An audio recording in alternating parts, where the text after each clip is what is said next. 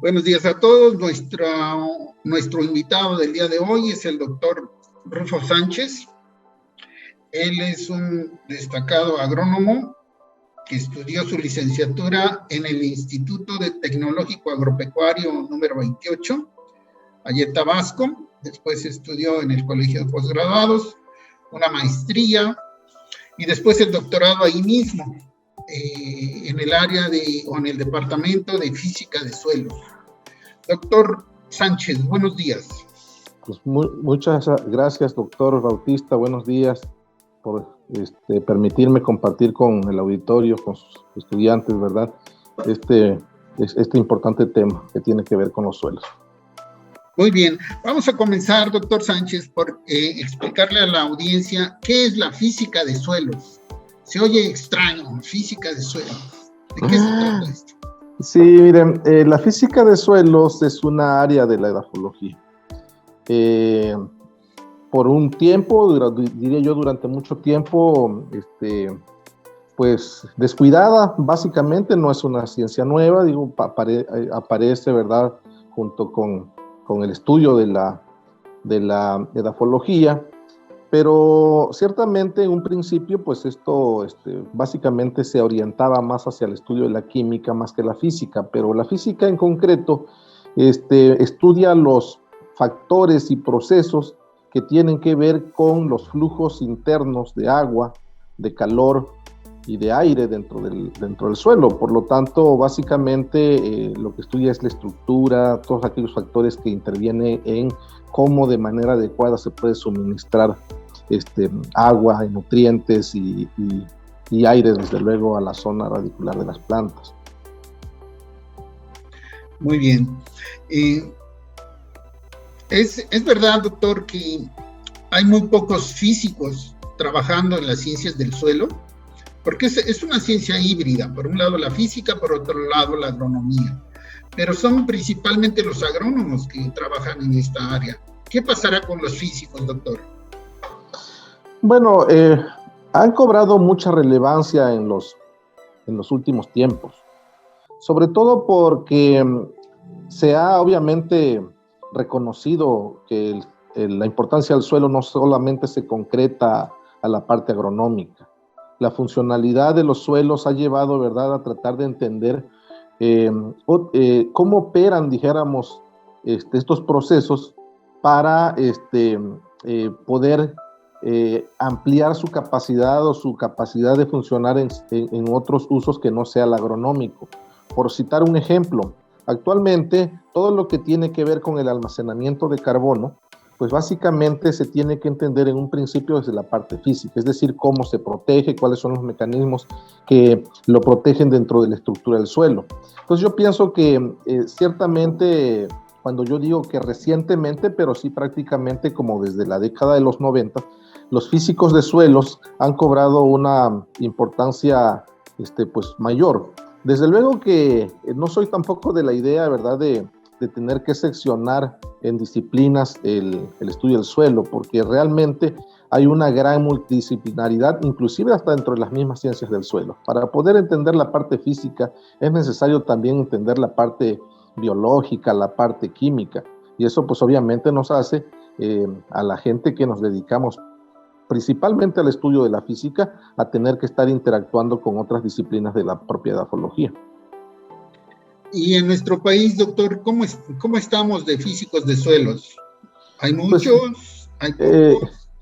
Bueno, miren, nada más como para citar un referente, el Colegio de Postgraduados, que es, dijéramos, la institución en donde se forma la mayor parte de edafólogos en México, pues entendamos que aquí en esta institución todo lo que es el programa de edafología está dividida justamente en cada una de estas disciplinas. Entonces, por cada 4 edafólogos especialistas en química o en fertilidad de suelos, había un físico. Sin embargo, esto, repito, ya no es tan nuevo. Estamos hablando que a partir de la década de los 90 se potencia más al principio del siglo XXI. Ya empieza a haber más. Todavía creo que todavía sigue imperando y dominando la parte del estudio de suelos desde el enfoque químico y de la fertilidad del suelo, pero no olvidemos que el término de fertilidad es un concepto amplio, no se puede entender la fertilidad del suelo como se concebía anteriormente desde el enfoque netamente químico si no entendemos la parte física. Hay muchos suelos en México, por ejemplo, que su problema ni siquiera tiene que ver con fertilizantes, sino que tiene que ver con problemas de naturaleza física, compactación de suelos, por ejemplo, ¿sí? Erosión de suelo, y que se resolverían no adicionando cosas, en este caso fertilizantes, u otras sustancias, sino simplemente con mejorar la regulación de los flujos internos de agua, de aire, de calor en el suelo, pudiéramos ver premiados, dijéramos, estas actividades con mejores rendimientos. Sí, yo tengo la impresión de que hay muy pocos físicos trabajando en suelos. Y bueno, realmente no conozco uno que se haya formado como físico y trabaje en la física de suelos. ¿Usted conoce algunos? Muy pocos. En realidad, repito de nueva cuenta, diría sí, coincido con usted, son realmente muy pocos, porque la gente que lo aborda la parte física no es netamente físico, sino básicamente es abordando propiedades físicas. Sí, que no necesariamente tiene que ser lo mismo estudiar como físico de suelos, ¿no? Sino básicamente se ha orientado al estudio de la parte más práctica, no de la parte fundamental. Sí, en esa parte sí yo coincido con usted, doctor. Sí, lo que pasa es que estamos invitando a los jóvenes a que estudien las ciencias del suelo, y para mí es importante decirles dónde hace falta gente, ¿no? Hablábamos de que hacían falta pedólogos, hacían falta que clasifiquen, que nombren los suelos, que hagan los mapas, que sería bueno tener más químicos de suelos, pero formados como químicos.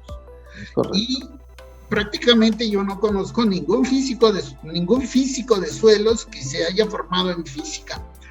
Si esto es así, entonces los jóvenes tienen oportunidades de entrarle a esta área donde México los necesita. Sí, que bueno que los agrónomos estudian física de suelos, pero sería mejor que tuviéramos físicos trabajando en agronomía, trabajando en suelos. Es ¿Qué piensa usted de esto? Totalmente de acuerdo, ¿no? Tal vez quizás por mi formación profesional, ¿verdad? En donde efectivamente no olvidemos que el Colegio de Posgrado es un centro de agronomía, o sea, sí, de diferentes disciplinas, ¿no? Entonces, básicamente lo que se orienta es hacia la agronomía a partir de diferentes ciencias o disciplinas. Y repito de nueva cuenta, lo que nosotros hemos visto es gente abocándose a problemas físicos, ¿sí? Pero no entendiendo y no generando conocimiento básico, ¿verdad? Conocimiento nuevo de cómo operan, ¿verdad? Los mecanismos netamente físicos desde lo más íntimo del suelo, que es la manera en cómo se juntan estas partículas y cómo interactúan las partículas en el suelo, ¿sí? Coincido totalmente con usted y ahí hay un campo de oportunidad muy grande. Sí, no quiero que se me confunda. Yo no estoy hablando del colegio de posgraduados. Estoy hablando de lo que México necesita. Es correcto. Ok. En ese sentido, los físicos de suelos abordan muchos problemas, no solamente agronómicos, también ambientales. Pero de los agronómicos, la labranza. Platíquele a los muchachos qué es la labranza, por favor. Sí, bueno, la labranza como tal lo podemos entender en un término literal y un término amplio, diría yo. En mi experiencia, ¿verdad? Cuando alguien habla de labrar el suelo, se entiende que es la gente que trabaja el suelo. Pero en el sentido literal, lo que le da el origen a la labranza es la manera en cómo nosotros perturbamos la capa de suelo, la capa superficial.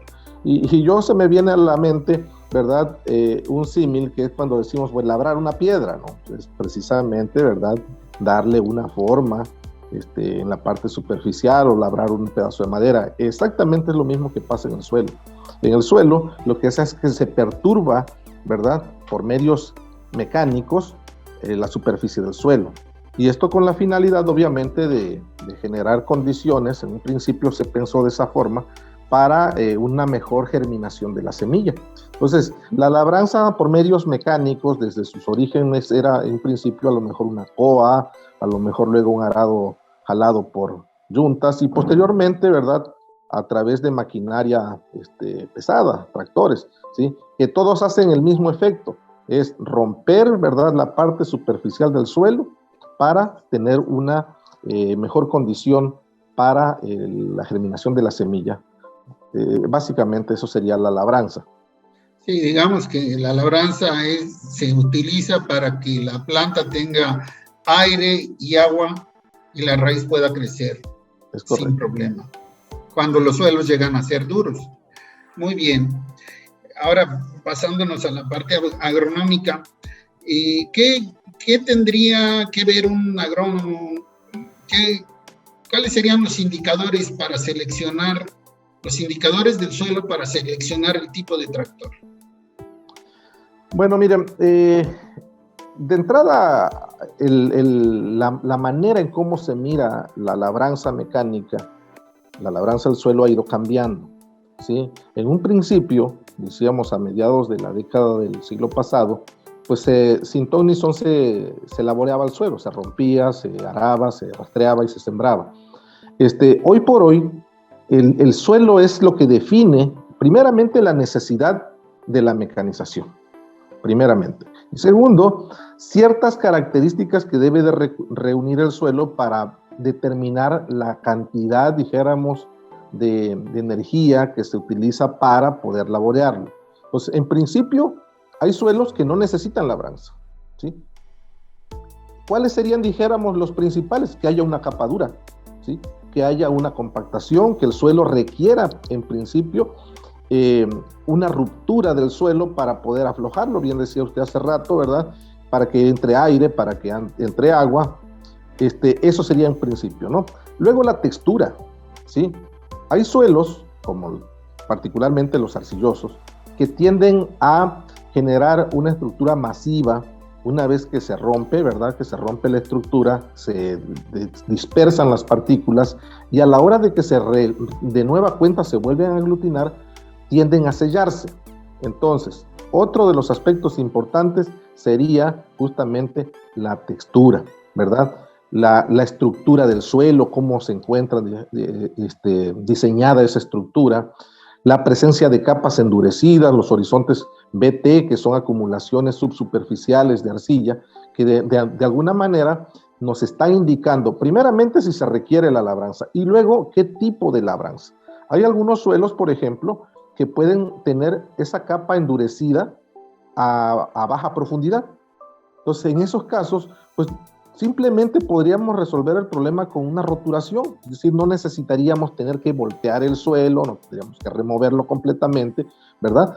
Para poder solamente resolver el problema, es decir, romper solamente la capa compactada.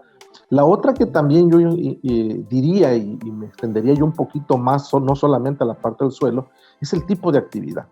De repente nosotros estamos acostumbrados que aunque vayamos a establecer un frutal, por ejemplo, en donde el espaciamiento de las plantas es bastante amplio, es grande, de todas maneras aramos todo, cuando en realidad lo que se requiere remover a lo mejor sea solamente el espacio en donde voy a establecer mi planta y dejarle una condición adecuada solamente durante las primeras etapas del desarrollo del cultivo, ¿sí? Entonces, para resumir, sería la textura, desde luego, la estructura, todas las propiedades físicas que derivan de la estructura, como es la porosidad, ¿verdad? La capacidad de infiltración, ¿verdad? Si hay una capa endurecida. En principio, repito, va a depender de las propiedades físicas del suelo, textura, estructura, porosidad, capacidad de infiltración, la capa endurecida, si es que hubiera, y yo ampliaría de nueva cuenta, sin ser redundante, en que el tipo de actividad que yo voy a desarrollar va a definir la cantidad de laboreo que requiere un determinado tipo de suelo.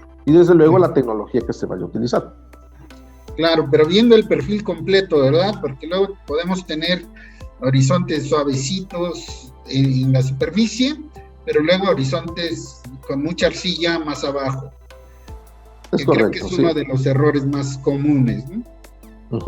Sí, precisamente de ahí yo ampliaría, dijéramos, esta breve explicación en que efectivamente tenemos que mirar más allá de la superficie. Tenemos de entrada que pues profundizar en el diagnóstico, puede ser a través, dijéramos, de ver el perfil completo.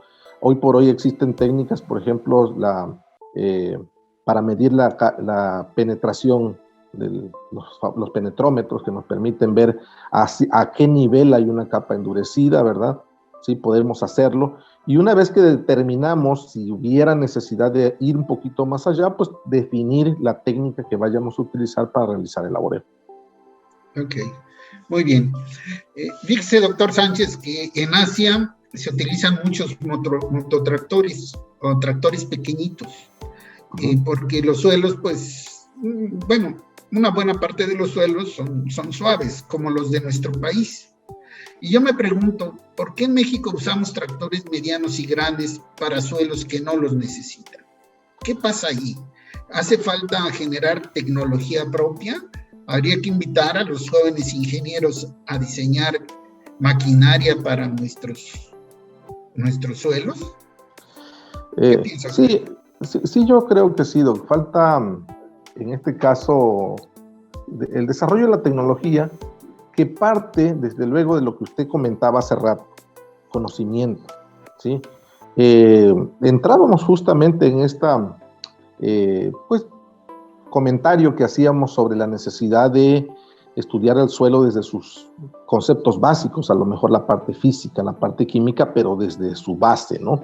Entonces, la tecnología surge como un resultado del conocimiento. Pues en la medida que nosotros tengamos el conocimiento de cómo funciona el suelo, podríamos nosotros adaptar tecnologías realmente acordes que resuelvan los problemas y no más allá, ¿sí? Porque inclusive yo creo que todo, aplicando el término de que todo en exceso es malo, cuando llegamos a un punto óptimo y si vamos a laborear un suelo, de acuerdo a las necesidades de laboreo que se requiere, podemos imprimir la cantidad de fuerza necesaria, no menos, no más, ¿verdad? Entonces, el mundo nos ha llevado, dijéramos, a la utilización de un término con más frecuencia, que es la optimización. Y la optimización es decir, justamente, no imprimir más allá de la energía que realmente necesito. Y yo me abocaría, dijéramos, al ejemplo pasado. Si yo solamente requiero remover una pequeña capa, una costra que a lo mejor por un mal laboreo se realizó, pero que en el perfil yo tengo condiciones adecuadas para un buen enraizamiento, pues ¿para qué utilizar un tractor tan grande? ¿Sí? Entonces, en países asiáticos, pues ahí hay un detalle, ¿no? Ellos tienen en un pequeño espacio una población muy grande. O sea, ellos no se pueden dar el lujo, ¿verdad?, de no aprovechar adecuadamente sus recursos. ¿Y eso qué implica? Hasta la misma inversión que se requiere para la adquisición de un tractor que tiene demasiada fuerza y que me va inclusive a generar demasiados problemas, pues simplemente de manera, utilizando el término de optimización, es utilizar un tractor pequeño, versátil, que me permita trabajar en espacios pequeños, pero sobre todo que me permita hacer una labranza solamente la que yo necesito, ¿sí? El término, por ejemplo, de labranza mínima, que solamente requiere durante las primeras etapas del cultivo que la semilla germine, pues simplemente con remover los primeros 5 centímetros sería suficiente. Esto lo hace un motocultor. En cambio, un tractor que tiene la dimensión que tiene, ya hablemos de un tractor mediano o un tractor grande, y no solamente eso, el peso, ¿sí? Aquí nosotros, por ejemplo, bueno, para los que no tuvieron la oportunidad, ¿verdad? Y quizás también faltó ahí de mi parte decir que yo estoy en Tabasco, ¿sí? Y estoy en Tabasco en un lugar en donde llueve mucho, donde tenemos suelos pesados, suelos arcillosos, y hay un cultivo que me llama mucho la atención, que es el de la caña de azúcar. Caña de azúcar, aquí en Tabasco tenemos aproximadamente 60,000 hectáreas, que su manejo se hace estrictamente de manera mecánica.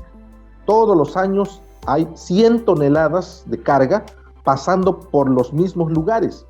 Entonces, prácticamente esos suelos están extremadamente compactados, ¿sí? Y en donde el enraizamiento solamente puede estar en la primera superficie. Ese tipo de suelos tienen un gran problema de degradación provocado por una mala elección de las dimensiones de los tractores y obviamente por el sistema de manejo de cultivo que se da. Yo creo que es por eso, doctor, allá solamente se utiliza la energía, la fuerza necesaria para remover el suelo y esto lo pueden hacer estos motocultores, ¿sí? Sí, además acá tenemos las montañas, digamos que ya clases de tierra 1, 2 y 3, pues ya están ocupadas. Las nuevas áreas para la agricultura van a ser tierras clase 4, 5 y 6, las de menor calidad y las que están en las lomas y en las montañas, donde ni siquiera se van a poder utilizar tractores medianos ni grandes. Comento esto, doctor, porque creo que hay que invitar a los innovadores mexicanos a que diseñen tecnología para los suelos de nuestro país. Sí, es correcto, doctor, es correcto. Y yo creo que para eso es necesario, y lo hemos dicho en diferentes foros, es conocer el suelo, cómo funciona, y diseñar tecnologías casi, dijéramos, a la medida, ¿sí? Exactamente. Muy bien, doctor. Por último, invite a los jóvenes físicos, a los jóvenes agrónomos y a los jóvenes ingenieros mecánicos para estudiar el maravilloso mundo de las ciencias del suelo. Bien, bueno, yo lo haría desde la perspectiva de que la población va a necesitar alimento siempre y cada vez en mayores cantidades. Y en un 98% los alimentos se siguen y se seguirán generando a partir de la agricultura. Los profesionales de la agricultura son las personas que se encargarán a partir de sus conocimientos en resolver problemas de este tipo, que es el suministro de alimentos, pero no a cualquier precio, que fue uno de los enfoques que se dieron durante mucho tiempo, que era por la necesidad de incrementar los rendimientos, era poner al suelo lo que fuera y hacerle al suelo lo que fuera, perdiendo de vista que el sostén de la agricultura, la base de la agricultura es el suelo. Entonces,